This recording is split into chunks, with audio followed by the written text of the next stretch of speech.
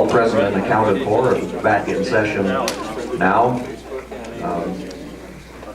The purpose of the next bit of business will be to entertain a motion for an appointment to the Senate for this until the next election comes around very soon. So at this time, I entertain that motion. I'll make a motion Commissioner Manis from Ponderay. that we appoint John Smith as the senator for the 7th district. Okay, we've got a motion to appoint John Smith as senator. Do I have a second to that? Seconded. By who? By Commissioner Campbell from Okanagan.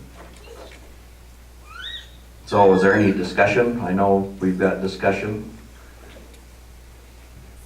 Thank you, Mr. Chairman, and I would like to thank Stevens County for hosting this meeting today. Certainly, it's a extremely important day that brings us here and an extremely important purpose. The first thing that I would like to say, though, is some of you know that I used to be a state legislator in the House, and I've had the privilege of serving with a number of great individuals. You know, Mr. Furman is in the audience, and I had the privilege of serving with him. And I also had the pleasure of serving with Bob Morton. And I consider him a true friend. Bob and I came into the legislature in the early 90s in the House. We spent a lot of time, we joke as former legislators, we spent a lot of time on the back couch contemplating life. I think we started off as in the minority, and then we went to the extreme minority.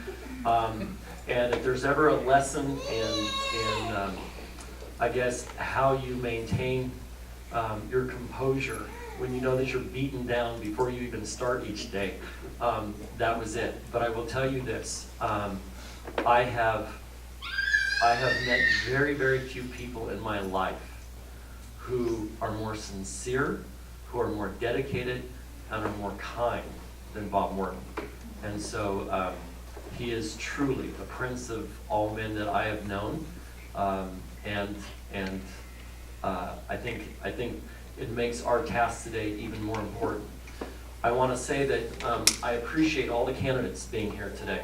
You know, whenever you put yourself out to go through this process and you expose, you know, your background and you subject yourself to the drilling and all that kind of stuff, we have 3 very fine people who submitted their names and made it to this point in the process. And so I want to thank you for submitting your names and being part of this process. Certainly, as I've mentioned, you have big shoes to fill, and I hope that you know, if this motion passes, that John, or if this motion doesn't passes, that Josh or Doug or whoever it is will take the same approach that Bob Morton has. And like I say, I mean, it's based on relationships, and it's based on how well you treat people, because you have to come back the next day, whether you agree on the issues that we're talking about right now or not, you have to come back the next day and work with them.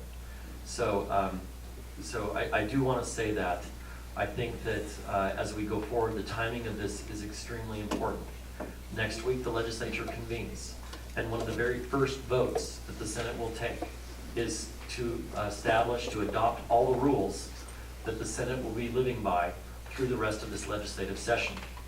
And immediately following that vote will be a vote to determine committee chairmanships and leadership in the state Senate. There is a very tenuous situation this year that is very rare, not just in Washington State, but across the nation. And that is, you have a coalition leadership team, coalition majority team, that one vote. And I was on staff in the Senate when it was a 25 to 24 margin. Almost the whole time I was on staff. And every day, almost every day, somebody would get upset and they would remind the rest of their colleagues, I'm your 25th vote, don't cross me or I'm out that door. And it happened a lot. And so it is a very difficult process to hold 25 people together and try to remember your purpose at the end of the day is to move the ball forward, is to make progress on behalf of the state of Washington. The difficulty in all of this is, by definition, the legislature is a process of compromise and negotiation. And yet none of us should ever compromise or negotiate our morals, our ethics, or our religious values. So So that does become the complexity and the difficulty in trying to weigh that all out. So we do have important work to do next week, and the future of this state will be impacted by the decision we make today, and absolutely the total task that we do make that decision today. So again, thank you for participating in this process. Thank you for allowing us to come and do our job. Hopefully we've done our due diligence and we've tried to make this process transparent. And most of all, Bob Morton, thank you for your service and for being the person you are.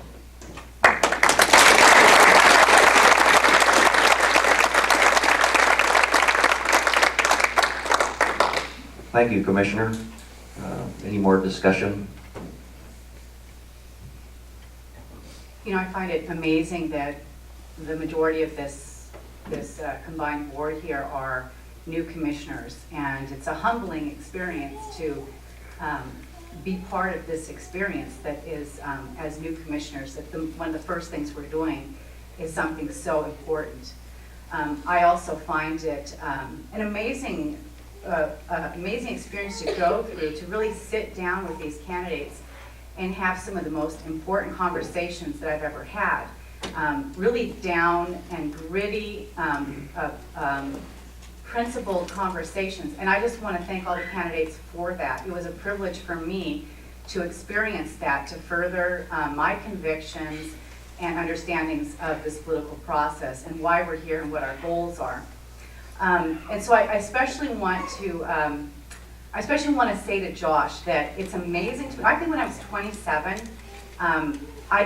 I wasn't there. I can tell you, I can guarantee you I wasn't there at 27. So I so appreciate your desire to just continue forward and your courage to continue forward with what you're doing. And I've known Josh, and I've seen him when he was still in college, and seen him just, everything he was doing was exemplary. And he is a man to watch, absolutely, because he's up and coming. And if there is a unanimous vote when we do the roll call, I don't know. I think that says that we do support who is going to be, we want to have the next senator. I think it's important that if it isn't, then we still want to support, and we will be supporting and have that relation, because I think the 7th District is fantastic. It's a privilege and an honor to be part of the 7th District. The people in this district, you know, the things we deal with, and our legislators that we have here, and the new one we're going to get, we're the ones who are going to be bringing the ball forward on some of the most important land use issues in the state of Washington. People will be watching what we do here, because we are going to bring forward, I'm talking about our legislators, but along with the commissioners, we're going to be doing some of the most important things in the state. So it's incredibly exciting, and I just want to commend all of you and thank you for the process. Anyone else?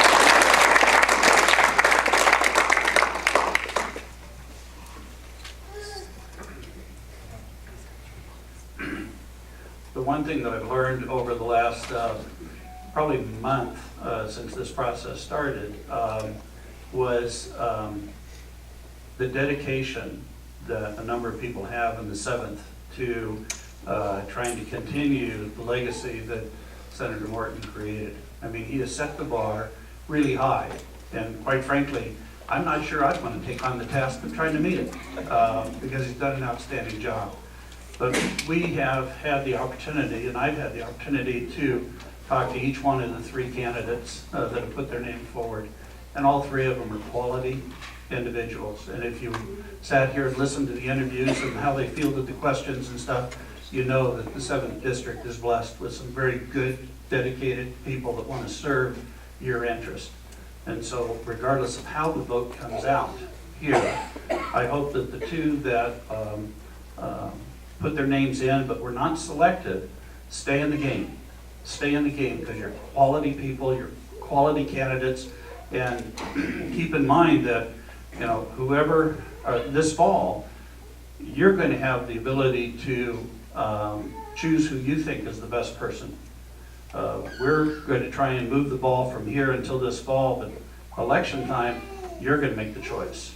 And so you'll have the opportunity to not only see who's selected today and measure their performance, but also see what other people come forward. And I look at my role today as what can I do today that's in the best interest of the taxpayers and voters in the 7th District to make sure that you're represented day one over in Olympia with somebody that's dedicated to your interest. And I think all three have demonstrated that. And I certainly hope to see them, all three, continue in their endeavors to serve your interest in the 7th.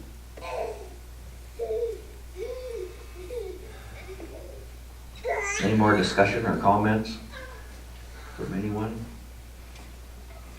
I'd just like to say, going back to the groundwork of this, thank the PCOs for getting together and taking 9 or 10 people and forwarding 3 names to us that are worthy of consideration.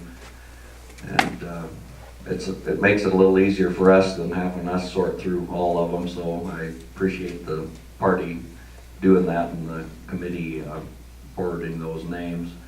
I don't think we have any reservations about the abilities of any of the ones that we had. I heard very little, and I'd just like to comment on when I was contacted by the candidates, none of them at the end asked me, well, you're gonna vote for me? They didn't put that out there. They just give me their best pitch and reasons, but didn't ask me to commit to them, and I think that's probably the way most of the other commissioners were approached and probably responded also. So, are there any other comments from anyone here? So the process now is we'll do a roll call vote, and we'll just go down the line, and it's a aye or a nay vote. We decided you can't vote just present. There are some other ways you can do this, but we'll, if no more comments or if the process seems simple enough, we'll just begin at the end with Commissioner Blankenship. Aye.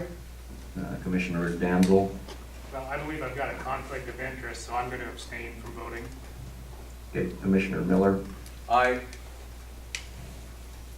Commissioner, I better get all these guys right. I got all the names, but they're all in the blender for me here. Commissioner Kiss. Aye. And Commissioner Manis. Aye. And Commissioner Skoog. Aye. And Commissioner Parker. I have to abstain. I'm not with the majority that this is actually the proper way to proceed based on the constitutional requirements for ballot slate of 3. We've discussed it openly with the commissioners, so that this is not a surprise. And based on that, I'd like to abstain from the vote. Okay, Commissioner McCart. Aye. And myself, I'll vote aye. Commissioner Melky. Aye. Commissioner O'Quinn. Aye. Commissioner French. Aye. Commissioner Detro. Aye. Commissioner Kennedy. Aye. And Commissioner Campbell. Aye. Yes, the ayes have it.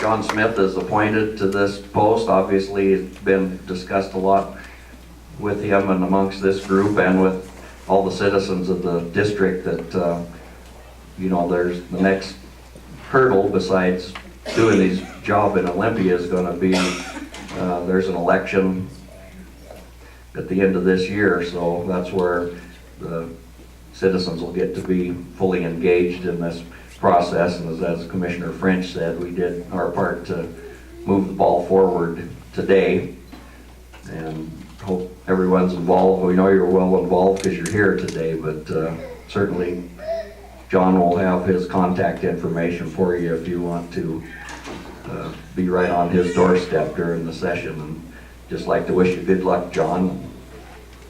And this meeting's dismissed. Share.